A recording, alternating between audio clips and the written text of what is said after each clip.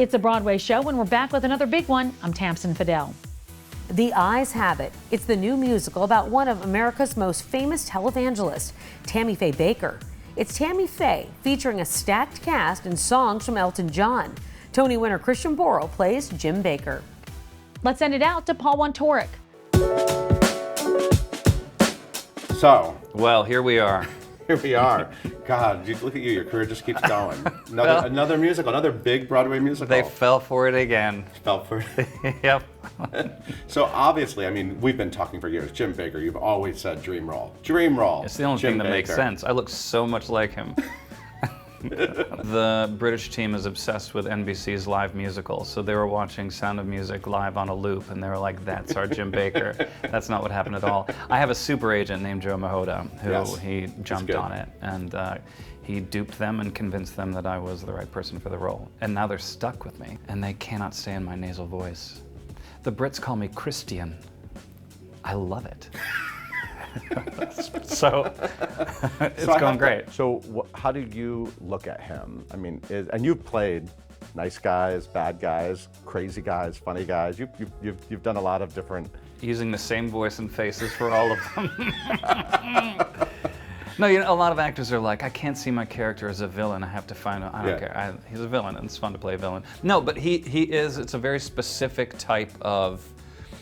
Bad behavior in general tends to come from insecurity. Yeah, it's easy to excuse bad behavior because we're all insecure fundamentally. But I think when they got in front of the TV cameras and he realized that he didn't have it and that she was the superstar, I think that sent him down a rabbit hole trying to find his own sense of self-worth. And that's kind of where all this huge like theme park idea, Heritage USA, came from. He was like claiming a stake in all of this. I think he was looked down on by all the other televangelists, and there's a lot in this about that. It's so funny, and it's really political in a great way. And it delves so deeply into faith in a really earnest way on behalf of Tammy Faye, because there's a lot of reverence in the show for Tammy Faye as a person, because she was a beautiful human being. Jim Baker's a bit of a con man. Did you ever to con your way into like an audition, or is there any of that in you? No, I feel too guilty about lying. I've lied, but I felt terrible about it. No, nothing, no great tale comes to mind, but I'll email you. I'll follow up if I think, or I'll just send you a little, because I'm so into filming myself these days. Are you? Well, I've gotten really hardcore into social media. And so I just set up my own little ring light studio, and I just talk at my camera and just publish, like just content. Do you know what I mean? Yeah. Because I actually think it's really good for the fabric of society. Yeah. Yeah. I've been loving it. We'll do a collab. Is that short for? We'll collab. You'll get a notification. We'll collab. Is that a thing though, a collab? Yeah, we'll collab. Want to see more of Paul's interview? Head over to Broadway.com for an extended version. It's your chance to experience a wonderful world. The Louis Armstrong musical is now open on Broadway. We caught up with the stars opening night. I am hoping that when people see A Wonderful World, not only will they get a wonderful, fun history lesson of a man who should never be forgotten as American music and as an American legend, but also I'm hoping that when they see it, they realize that it's about the choices you make in life. And if you're okay with those choices, then you've had a wonderful life. You've had a wonderful world. It's incredible when women have the opportunity to come together to not just uphold the man in the story, which is so frequently what the women are there to do, is to prop up the man, but also each of these women have their own stories and their own lives. They have their own independence, and it's just really incredible to watch their work. I'm so inspired by them. I'm honored to be on the stage with them. It's been a blessing. The sister wives, as we like to call ourselves, it's been incredible because, you know, each chapter is unique within itself, and it gives us all an opportunity to bring to the table what we do best. And we're so uniquely different, but we're all contributors to, the characters are all contributors to what Louis became, and I think in the same fashion, us as artists are all contributors to this piece becoming so diverse and dynamic. If there's no way to describe it other than that it's really dynamic and wonderful. We each have our own particular lane, but that each of our lanes is like the baton to the next wife and the next wife, as we continue to clarify who we are as wives, and then also who we are as women. The things that we're learning, I think, individually as women has been really profound. I think it's an all-American story that shows what one can do in the face of adversity. So I think it's very, very important that we fill ourselves with those stories, especially in a time like this where so many people are disappointed. School's in session. Eureka Day opens on Broadway in December. It's a dark comedy set in a progressive California elementary school. Things get wonky when a mumps outbreak forces a community to reconsider their liberal vaccination policy. Check it out. Okay, so I came up on you and you're going through some lines. This is the actor's life, Tamsen. This It is. the actor's life. Jessica Hecht and I look at each other across the room and just highlight lines, and then we'll start rehearsal soon and we'll be saying them to each other. So right now you're on paper still, is that right? Or you still use the paper or try not to, or what's No it called? comment. No. Yeah. Okay. Jessica and I are both edging there. Some I of our see. younger colleagues approach it different ways, but we're edging there, so we're full on in a scene until just Take a look. Just a little. Just make sure it's all still there. Yeah. How do you do memorization, and how do you approach it all?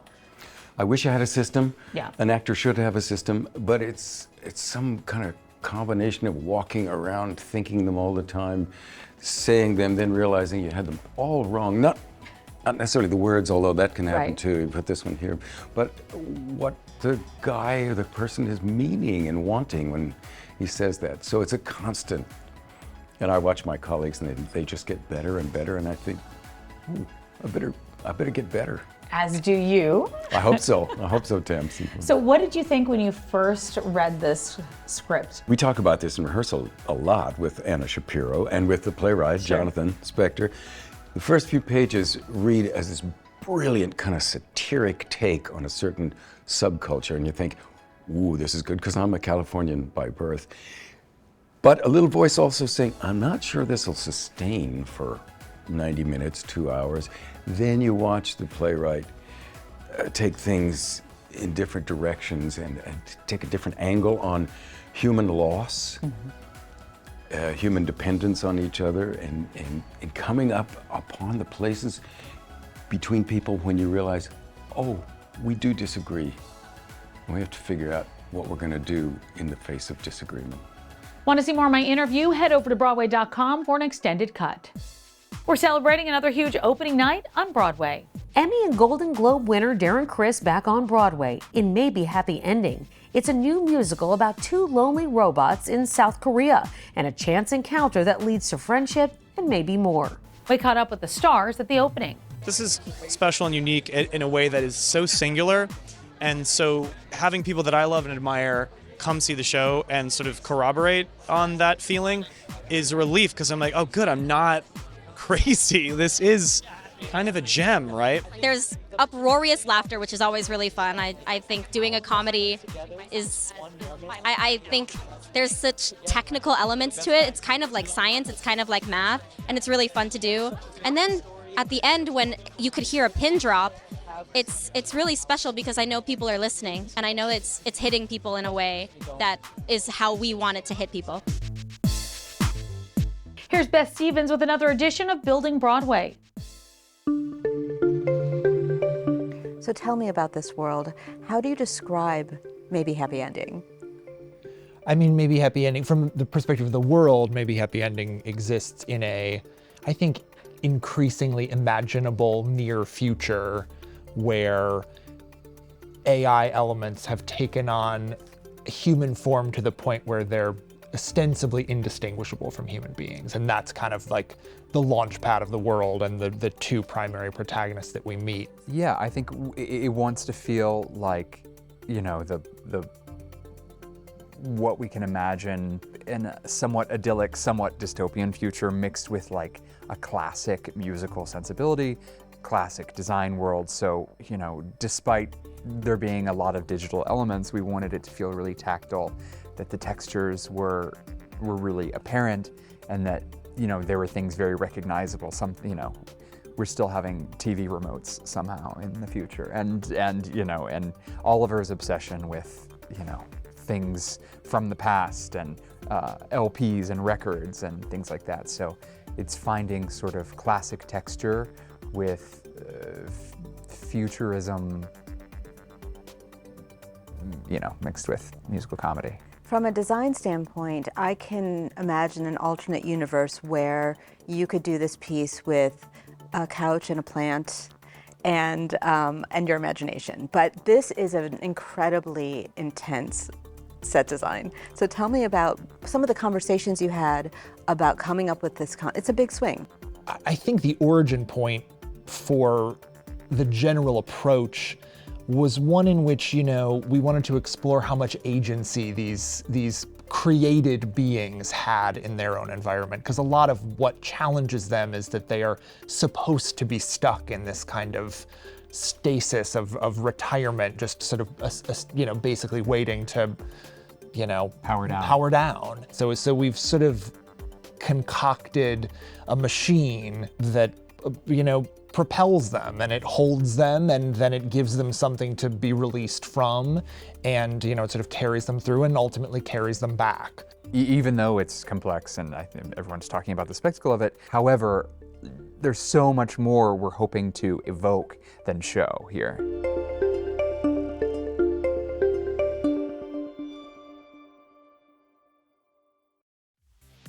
Welcome back to the Broadway Show. I'm Tamsen Fadal. Let's get back to it.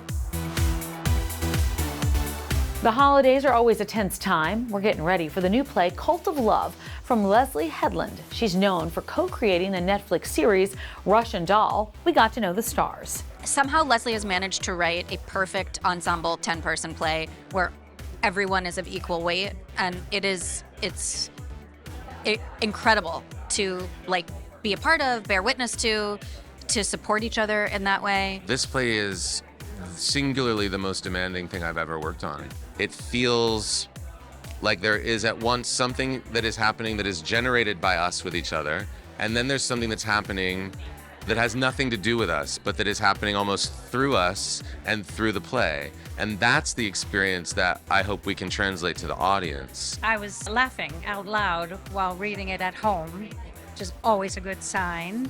And then I was alternately disturbed and shocked. So I thought, well, these are the ingredients of a great play and a great night in the theater. You think you know what you're going to see, but let me tell you, you don't know. It goes places where other plays don't go. And I mean, intellectually, emotionally, there are things that happen that you don't see coming. I mean, when looking back, you go, oh, of course, yes, I see how that could have happened. It has intellectual discussions of things that aren't discussed on the Broadway stage. It's time now to take a walk with the Broadway star, so let's send it out to Charlie Cooper. All right, Helen, I want to give you a warm New York welcome all the way from the UK. Thank you so much. Thank you. You are literally here playing Jill in the hills of California. Yeah. But I have to ask you, because I read that Coney Island is on your New York City bucket list. Did you get to do that, and have you checked out anything else? This is so funny because, you know, we arrived here I got here Broadway, I'm gonna have the time of my life, and then you remember that you're doing 8 shows a week. Yeah, it's work. It's work. But no, it's definitely on my list. Is it the food? Is it the vibes? Is it the beach? Honestly, I think the vibes, you know. Yeah. I think because the play is set in Blackpool, which is known for its kind of amusements, I wanted to find somewhere that's kind of similar but different, but also food, you know. A corn dog, is that a thing? Exactly. I want it totally is. You play Jill in the hills of California, and I just absolutely love your character because I feel like throughout the show, as I watched it, I thought to myself, she feels very demure. She is kind of like that person who is keeping the family together. But towards the end, you just have this huge, explosive moment where you just put Gloria in her place. Yeah. Tell me a little bit about where you pulled that energy from. That's such a good question. I think it's like if you imagine a sort of pressure cooker or something, or like even like a pan on the hob that's you've got boiling water in it, and the lid is on and the lid is on, and then it only you don't even know at what moment it comes, but once the lid's off, it's like a sort of physical release. So I think I was thinking about that the whole time.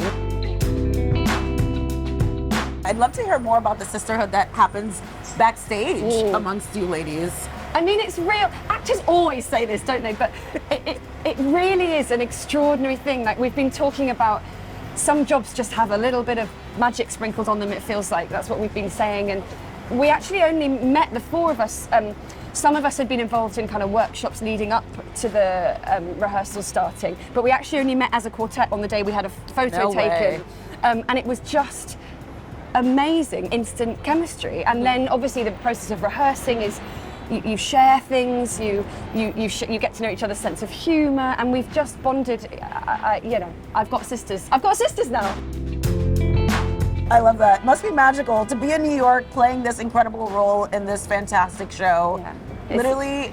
I think what's so special is that the characters dream of coming to America and of bringing their talents over here, because it's this kind of dream of a place for them. And so for us to actually be doing it is really very special.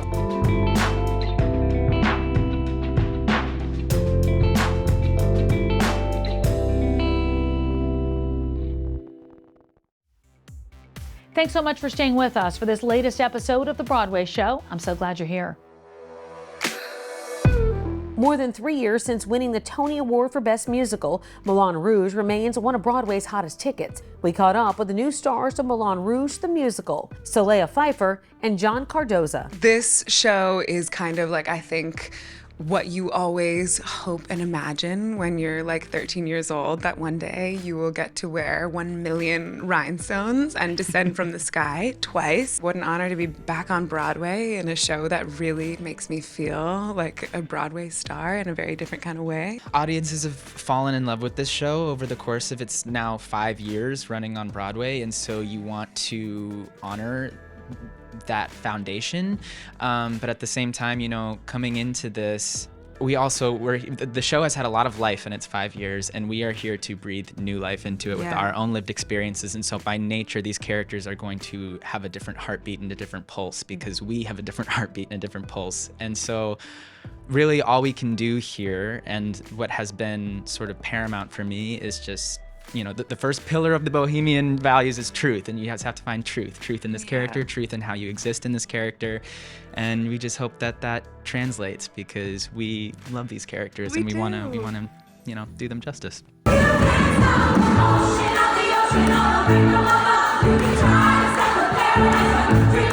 The original stars of Hairspray have reunited for an all-new off-Broadway show at New World Stages. We were doing a concert together, and we were like, "If you talk to Marissa, blah, blah, blah." And then, I don't know, I really don't remember which one of us but was it was like, we saw it was the 20th anniversary. We're like, we should do a concert for the 20th anniversary. And we have the video of Laura and I calling Marissa to pitch her the idea. I didn't get the video. Like a year. I only just saw the video for the first time, like last week. I never got the video. And then a year later, Laura called me and asked me to do something, and she's like, "You know, me and Carrie called you and asked you to do this thing." And I was like, "Let's do this thing." And the minute they said, "Let's do this," I was like, "This is the best idea ever." And it was like full steam ahead. Yeah, Marissa took over. And then I was like, "We are going to be at New World Stages." And they were like, "Ha ha." I'm like, "We are doing this." She manifested it.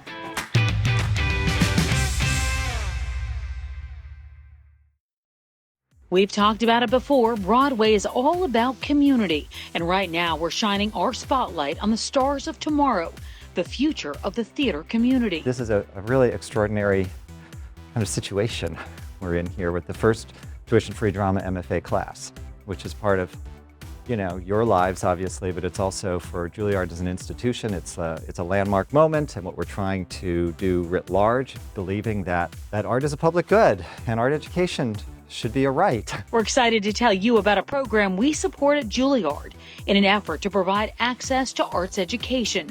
Juilliard's MFA drama program has become tuition-free. And their fall 2024 class, known as the John Gore Broadway.com Fellows, are the first beneficiaries. You know, it's a real privilege to be able to devote 4 years of your life to your craft and to be able to develop as artists and as people We're obviously preparing you for the field as it is now and developing your voices and bodies to be strong, to be expressive, but we're also preparing you for the field as you will make it. Do you have dreams of pursuing acting at Juilliard? Want to be a JohnGoreBroadway.com fellow? Applications for next year's class can be found at juilliard.edu. Apply now until December 1st.